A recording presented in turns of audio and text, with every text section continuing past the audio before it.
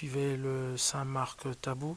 Nous sommes ici à Bruxelles pour rencontrer un candidat que je veux vous présenter, un candidat à la présidence de la République en RDC. Il s'agit bien sûr de Francis Vemba, qui est vraiment jeune, il faut le dire, qui a 36 ans et qui aspire à être le président qui va conduire destinée de notre pays à partir de 2018.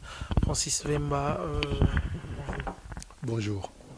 vous étiez de passage ici à Bruxelles, éventuellement pour rencontrer la presse et nous parler un peu de, de vos programmes, mais il me semble que le public congolais vous connaît moins. Mais pourtant, vous êtes un homme d'affaires qui, il faut le dire, a fait déjà plus de 10 ans au pays.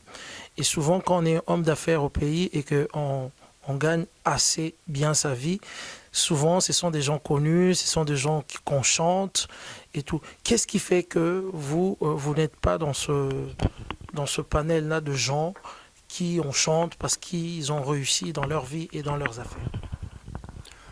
Parce que j'aime bien la discrétion. Ça fait 10 ans que je suis au Congo. Donc toutes ces personnes qu'on chante, je connais très bien ceux qui les chantent. On a discuté, il y a eu des propositions. Mais si moi, ça ne m'intéresse pas qu'on me chante, c'est un choix personnel. On se côtoie, on discute dans la fraternité. Tous les grands noms du Congo, on se connaît directement, personnellement. Mais de là à dire, voilà, chante-moi, non, ça ne m'intéresse pas. Alors, j'ai lu dans vos programmes, vous avez parlé de paix, justice, travail. Ça nous rappelle un peu l'emblème et la devise de 1P hein, à l'époque. À l'époque, il faut le dire.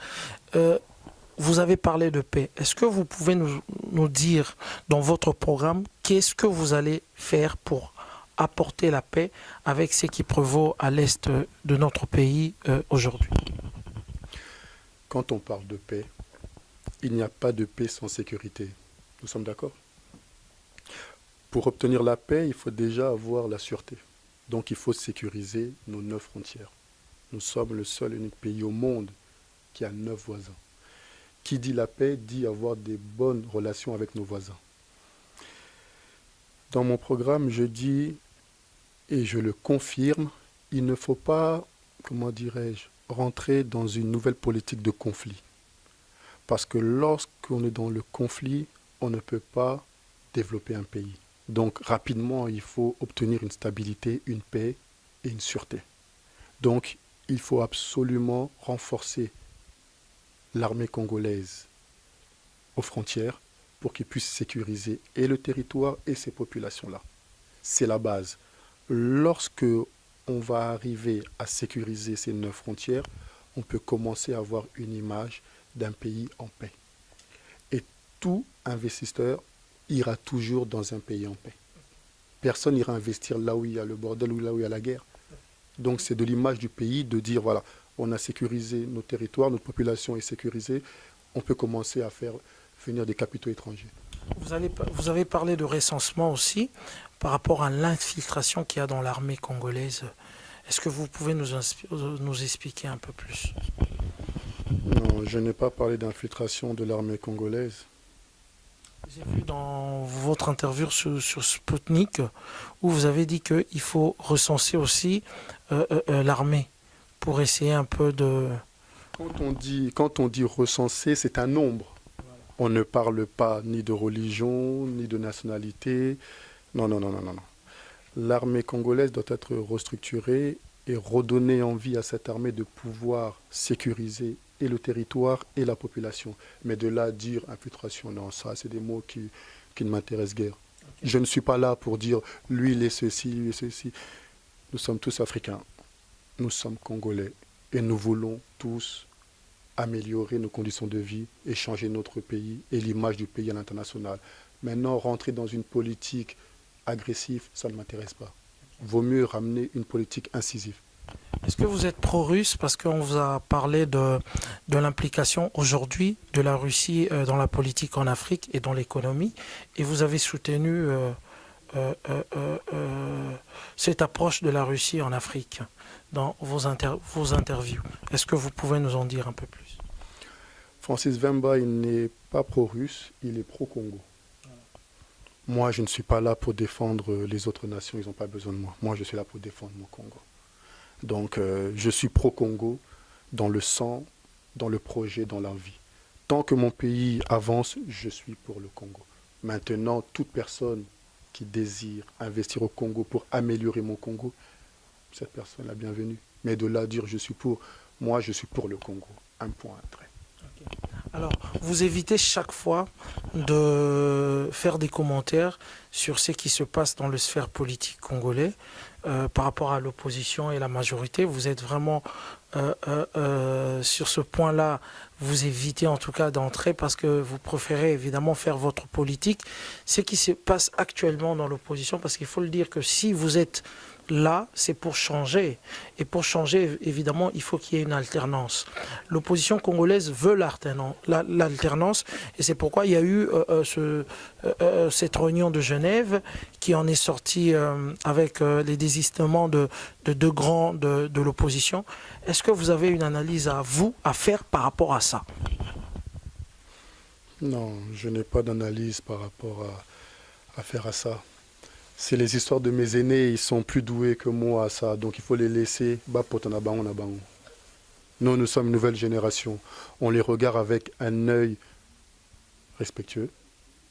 Nous regardons où ils veulent nous mener.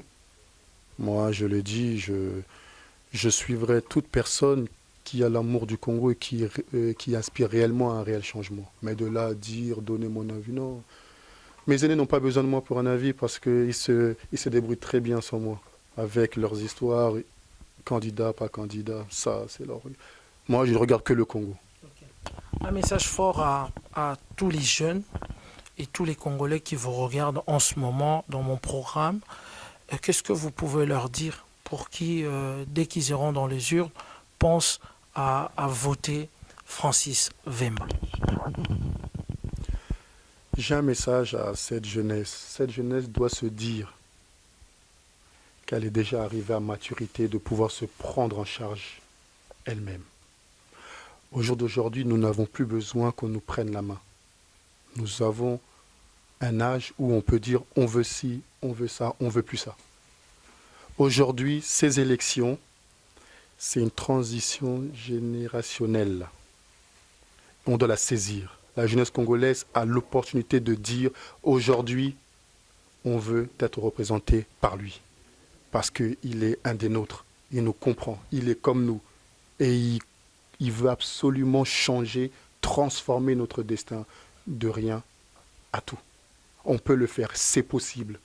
Le Congo, on a tout pour tout changer, radicalement.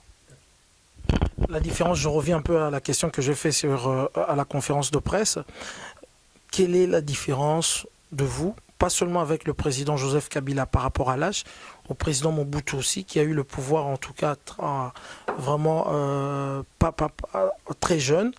Qu'est-ce que vous allez apporter? Est-ce que l'âge suffit pour changer le sang de la politique congolaise? Est-ce que l'âge suffit? Et votre différence par rapport au président Joseph Kabila, qui a eu le pouvoir en 31 ans, et au président Mobutu aussi?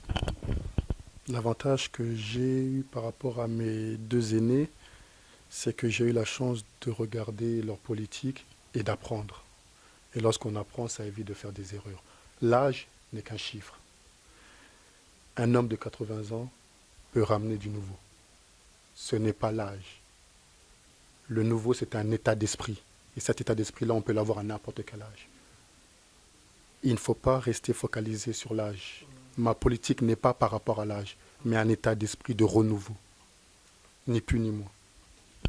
Merci en tout cas Francis Vemba, et en tout cas nous vous souhaitons toutes les chances, parce que vous l'avez. C'est que vous avez dit à la conférence de presse a plu à beaucoup d'entre nous qui sont venus, qui voulons aussi un changement dans notre pays. En tout cas, une fois encore, bonne chance.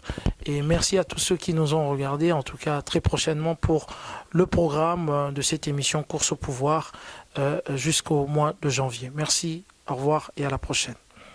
Merci en tout cas. Merci, cher frère. C'est gentil.